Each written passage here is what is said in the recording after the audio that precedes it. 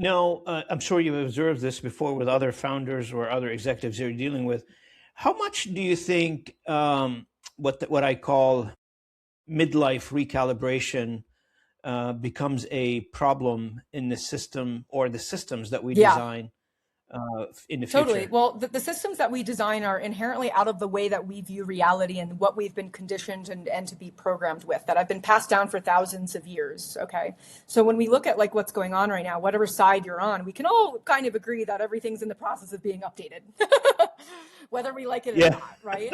you're right. And so when it comes to actually, redesigning new and existing structures, it starts with actually setting a vision for who you want to be as, in our case, a cultural catalyst. A cultural catalyst is the ideal identity for some people who are wanting to create a new culture. And that identity is actually what creates that pull motivation for a sustainable and desirable change process to occur.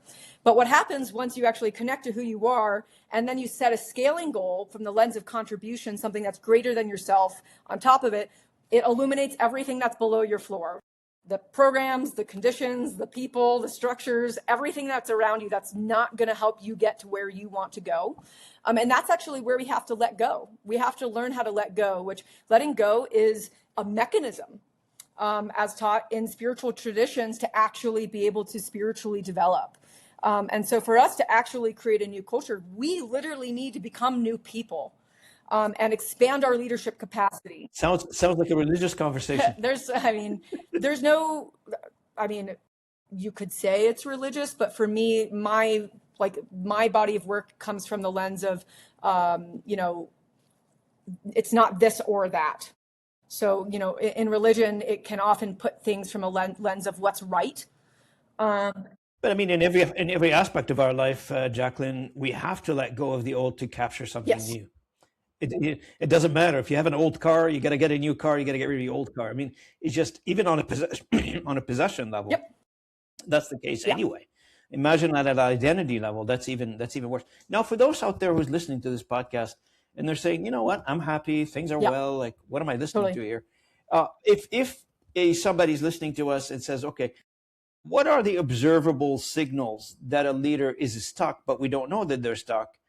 And they have an outdated identity they probably need to update. Yeah. Well, what are some of the these first signals? thing to notice if we are happy or something along those lines, it's funny. I got this question a couple weeks ago on a different podcast. It's like, how about the people who've already achieved, like they've done all the things right? They've achieved what they set out to achieve and they have everything they have, right?